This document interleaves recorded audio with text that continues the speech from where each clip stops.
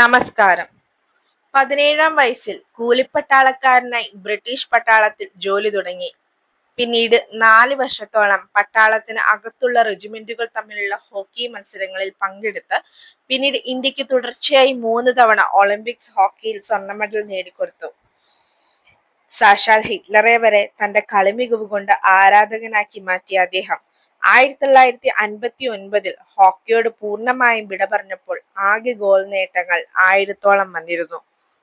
ഹോക്കിയുടെ മാന്ത്രികൻ എന്നറിയപ്പെടുന്ന അദ്ദേഹത്തിന്റെ പേരിൽ 2 അവാർഡുകൾ ഇന്ത്യ ഗവൺമെന്റ് നൽകുന്നുണ്ട്. ഇന്ത്യൻ കായിക രംഗത്തിന് ലോകത്തിന് മുൻപിൽ വ്യക്തമായ മേൽവിലാസം ഉണ്ടാക്കിക്കൊടുത്ത ഈ ഇതിഹാസ നായകൻ ആരാണെന്നും അതുപോലെ അദ്ദേഹത്തിന്റെ പേരിൽ ഇന്ത്യ ഗവൺമെന്റ് നൽകുന്ന പുരസ്കാരവും അവയുടെ പ്രത്യേകതയുമാണ് ഈ വീഡിയോയിൽ ഉൾപ്പെടുത്തിയിരിക്കുന്നത്.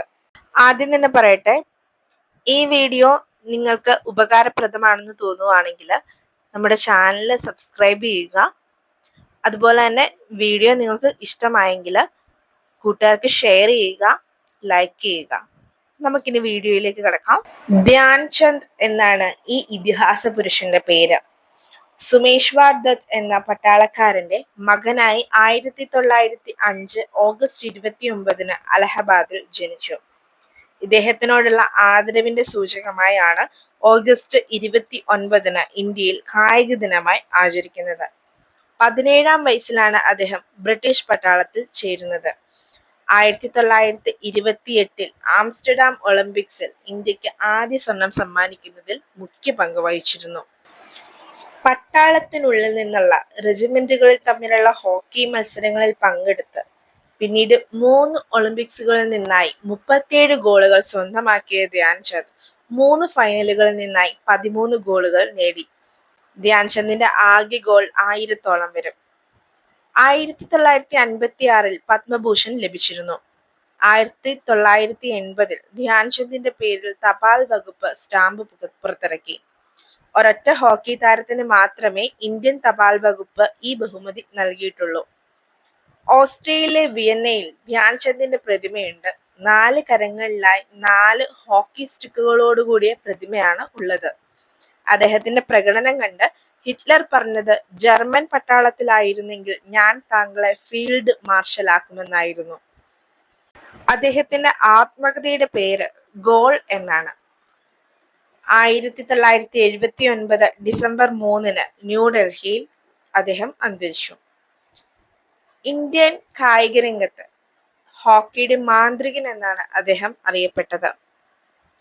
അദ്ദേഹത്തിന്റെ പേരിൽ 2 അവാർഡുകൾ ഇന്ത്യ ഗവൺമെന്റ് കായിക താരങ്ങൾക്ക് നൽകുന്നു. ധ്യാൻ ചന്ദ് പുരസ്കാരവും ധ്യാൻ ചന്ദ് ഖേൽ രത്ന പുരസ്കാരവും. 2021 രാജീവ് ഗാന്ധി ഖേൽ രത്ന പുരസ്കാരം പുനർനാമകരണം ചെയ്ത് ധ്യാൻ ചന്ദ് ഖേൽ രത്ന പുരസ്കാരം എന്നാക്കി മാറ്റി. ഇനി നമ്മൾ നോക്കാൻ പോകുന്നത് ധ്യാൻ ചന്ദ് അവാർഡും ധ്യാൻ ചന്ദ് ഖേൽ രത്നയും തമ്മിലുള്ള വ്യത്യാസങ്ങളും പ്രത്യേകതകളുമാണ്. കായിക രംഗത്തെ സമഗ്ര സംഭാവനയ്ക്കുള്ള കേന്ദ്ര ഗവൺമെന്റ് നൽകുന്ന പരമോന്നത പുരസ്കാരമാണ് ധ്യാൻ ചന്ദ് അവാർഡ്. 2002-ലാണ് ഈ പുരസ്കാരം ആദ്യമായി ഏർപ്പെടുത്തിയത്. ആദ്യത്തെ ധ്യാൻ ചന്ദ് അവാർഡ് ലഭിച്ചത് അപർണ ഘോഷ്, അശോക് ദിവാൻ, ഷഹുരാജ് ബിരാജ്ദർ എന്നിവർക്കാണ് ആദ്യത്തെ ധ്യാൻ ചന്ദ് അവാർഡ് ലഭിച്ചത്. Olympic games, Paralympic games, Asian games, Commonwealth games, world championship, cricket ലോകകപ്പ്, പാരാസ്പോർട്സ് തുടങ്ങിയ മത്സരങ്ങളിൽ മികച്ച പ്രകടനം കാഴ്ചവെക്കുന്നവർക്കാണ് ഈ പുരസ്കാരം ലഭിക്കുക.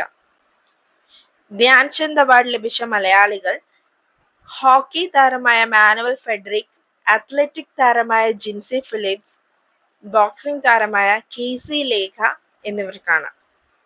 അവാർഡ് നൽകുന്നത് union minister of youth affairs and sports of India. Award അവസാനമായി നൽകിയ വർഷം 2023 2023 ലഭിച്ചത് മഞ്ജുഷ കൻവർ, വിനീത് കുമാർ ശർമ്മ, കവിത സെൽവരാജ് എന്നിവർക്കാണ്.